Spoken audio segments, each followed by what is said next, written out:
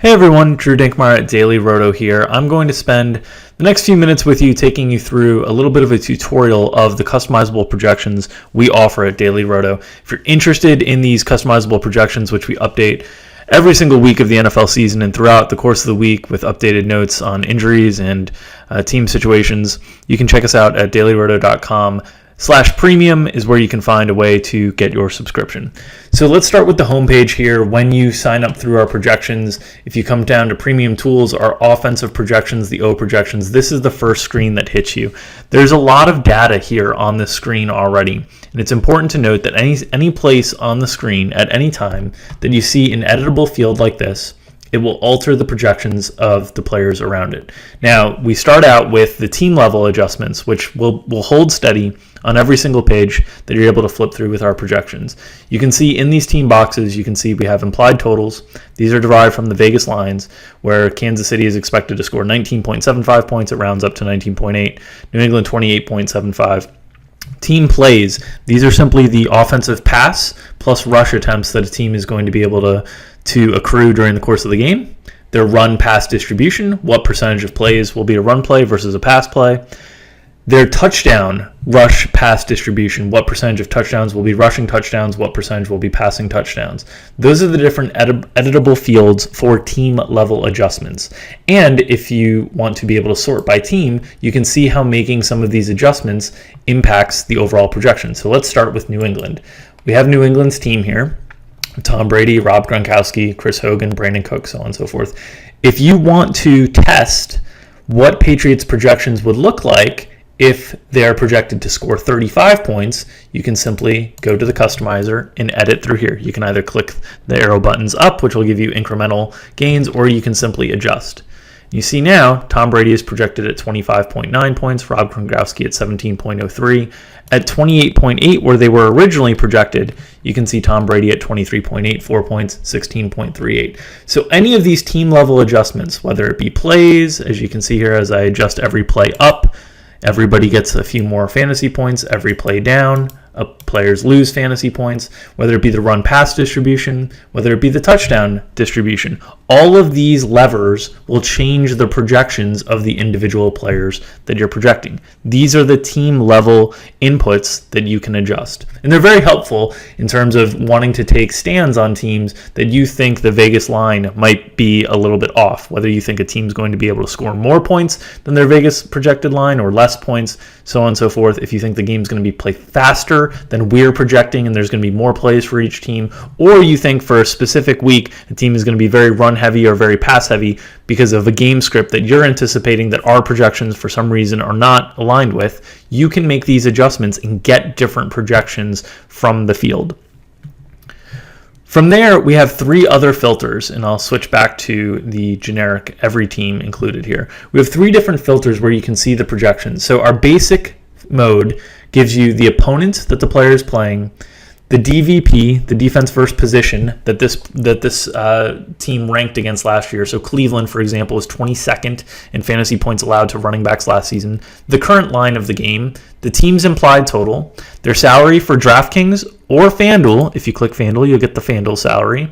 And then their projections for DraftKings or FanDuel, along with our value threshold. This is a constant value metric that we use across all positions. And really what it'll show is when you sort by each individual position, you'll see which players stack up by sorting by the value column. Because quarterbacks tend to be underpriced based on our value metric, a lot of them fit into the positive area. Because running backs, there's fewer that are underpriced, there's fewer that fit into our positive value metric. But you can stack up positions simply by sorting on the value or by the points. All these columns are sortable if they have a red indicator here. From there, you have the custom setting. Now, custom opens up more editable fields for you to be able to play around with. And this, for me, is really interesting. I use custom for a few different things. Now, I, along with Mike Leone and our team at DailyRoto, we go through the projections every single week. So we're setting all of these market shares.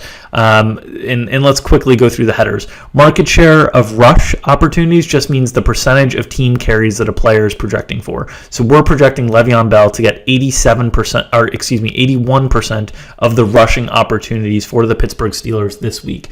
YPC is simply yards per carry. The yards per carry we expect each player to attain. Market share of rushing touchdowns is the same thing, the percentage of rushing touchdowns we're attributing to this player during the week. Market share of targets is the percentage of targets from the team that we're assigning to this player. So everybody has a market share that is aligned with a percentage of the pie of the team's passing attempts. If a team was to pass the ball 50 times in a given week, 18% market share of targets for Le'Veon Bell would be 9 targets that we would be projecting. From there, we also have yards per target. So simply, once you get a market share of targets that funnels out into our projections, an actual target number, you then multiply that by the yards per target, and you get a yards receiving output. You also have a reception percentage. What percent of the targets thrown in their direction do these players typically haul in? Running backs tend to have higher reception percentages than wide receivers and tight ends, but this is another category that you can adjust. This is particularly important for PPR scoring, full PPR scoring. The higher the percentage of the reception percentage, the more points players on PPR sites are generating through receptions. And then market share of receiving touchdowns, same concept as the rushing touchdowns. What percentage of the pie do we assign each individual player for their market shares? So this is a great way to be able to funnel through editing projections. You can see here, if we wanted to we said, hey, Le'Veon Bell, first week back, we're not sure he's going to get 81% of the market share of rushing opportunities. He's at 29.75 projected DraftKings points right now. Let's take him down to 65%, all the way down to 26.4. So a 3-point drop in projection based on adjusting that market share of rushing opportunities. You can do this with any of the categories, and it will funnel through to the projection, giving you the capability and the power to put together the projections that you think are best suited for this individual week. This is the custom tab. This is where you can do all of the editing. Now, I like to use the custom tab in 2 different ways. One is a quick check on projection. So if there's 2 players that are projected closely, I like to play with these levers to see what could change the difference between the 2. So in this case, we've got 2 players in LaShawn McCoy and David Johnson projected very tightly together. What is the difference between these 2 players? So the difference right now that's keeping LaShawn McCoy close to David Johnson isn't workload. We're actually projecting David Johnson for a slightly higher market share of rush attempts. We can check the plays on these 2 teams. We see Arizona's projecting for 62 plays, and we have to find Buffalo and where they're projecting, and they're this way. Buffalo is projecting for 60 plays. So David Johnson not only has an advantage on the market share of rushing opportunities, he has a little bit of advantage on the market share of rushing plays. Now Buffalo is going to run the ball more than Arizona. We have Arizona with a 38% run percentage. We have Buffalo with a 52% run percentage. So that will close the gap some. But the big difference right now is the yards per carry. We're projecting LaShawn McCoy for a stronger matchup, better yards per carry, and as a result, packing up more yards. Now you can see all the results of these customs on the output tab. The output shows that we have David Johnson, despite having a higher market share of rushing opportunities, with 18.85 rush attempts, and LaShawn McCoy with 22. This is because we expect Buffalo to run the ball more frequently than Arizona. Buffalo's double-digit favorites. They're playing a weak Jets team. They figure to be able to control the ball, and they're a run-heavier team by nature. So from here on the output tab, if you have this clicked alongside the custom, you can edit in here and see the impact to the individual columns, the rush attempts, the rush yards, the rush TDs, the receptions, and the points and the value, of course. If you click just the output tab, along with the basic, you can get the opponent that they're having along with these outputs. So the custom tab is where you'll do all the different edits if you want to do those edits. And it's a great way to be able to compare players quickly in their projection. It's also a great way to test range of outcomes for a player. Like let's say, for example, you thought, you were concerned that Pittsburgh isn't going to show up on the road and they're not going to score, 28 points. We're going to take them down to, let's say, 22 points. And Le'Veon Bell is, only going to get 65% of the carries. All of a sudden, we have Le'Veon Bell now projected in line with LaShawn McCoy and David Johnson in the outcome that Pittsburgh doesn't score as many points and the market share is cut dramatically. If you wanted to test the upside of Le'Veon Bell, let's say you expect them to score 35 points and you expect Le'Veon Bell to have 85% of the market share of carries and you expect him you expect them to run the ball more frequently than we're projecting. Let's say it's 50-50. You can see Le'Veon Bell's projection surges. So it gives you the opportunity to test the range of outcomes for players. Now, if you want to be more in-depth than just changing a few players, and you want to look at the team level and edit for yourself, the whole team, you can select a team and you can select all their positions. And from there, you can actually see, okay, if I take 15 from Le'Veon Bell's market share of rushing and I'm at 70, I need to add 15 somewhere else. So let me give that to James Conner. And you can see James Conner's projection move. You can see his rush attempts, his rush yards move as well. You can do this for all the different positions, and this is what we do on the back end every single week. We're going through each position, designating what percentage of opportunities we're giving across the team. These will always add up to 100 for us. When you edit, you can go above and beyond 100 or below 100 to test upsides of different players. If you wanted to, for instance, make a team upside projection where for some reason you're projecting 120 market share of carries for the team and and more points for the team, you could load that in still. What we also do is we go positionally and we look at the market share of targets for each player on the team. For wide receivers here, you can see we're projecting about 64% of the targets to these wide receivers with Antonio Brown leading the way. You can adjust these though. If you think Antonio Brown's going to carry more of the market share, his projection is going to go up. If you think he's going to carry less of the market share, that projection is going to go down.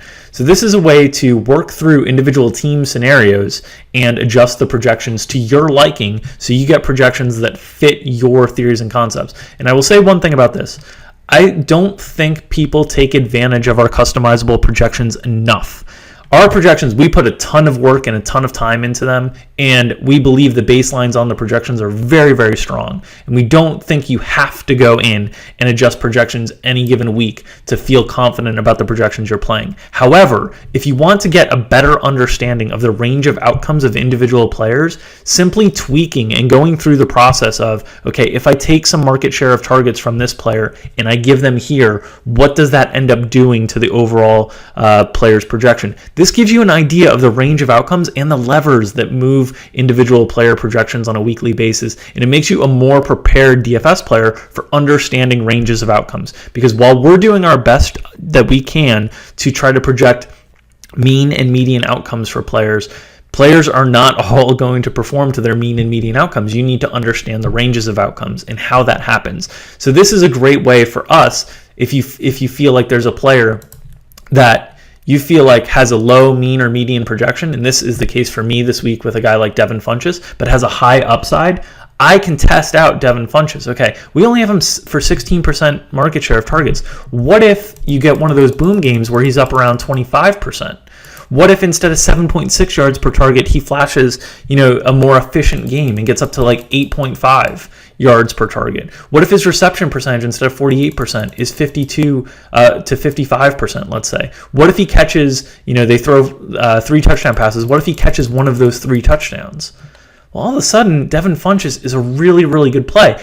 At 4,300, we're projecting him for almost 16 DraftKings points. Now, this isn't something that he's going to qualify for as a baseline player because you have to account for all the different options.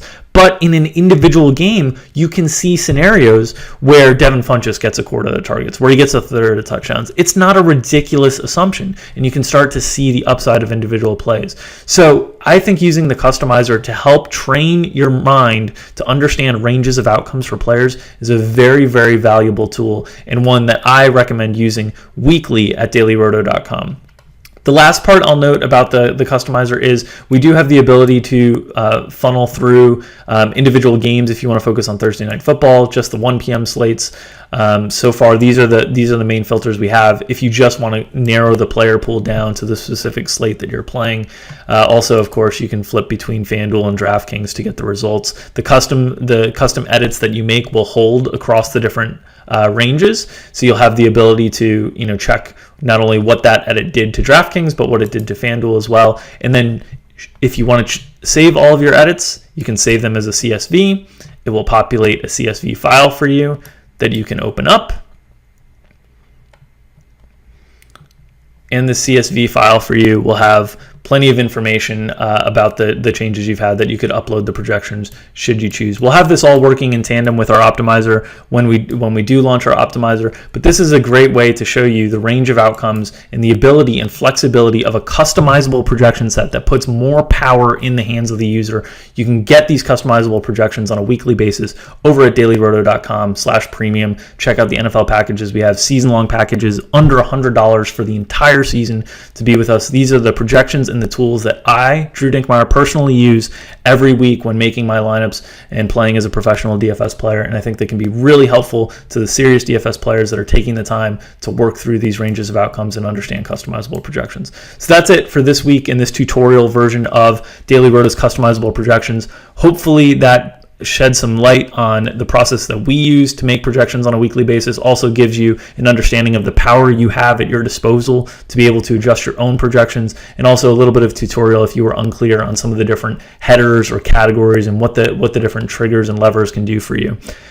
Hope everybody has a great NFL season. Hope this tutorial was very helpful, and hope you're set to join us for a very profitable NFL season over at dailyroto.com.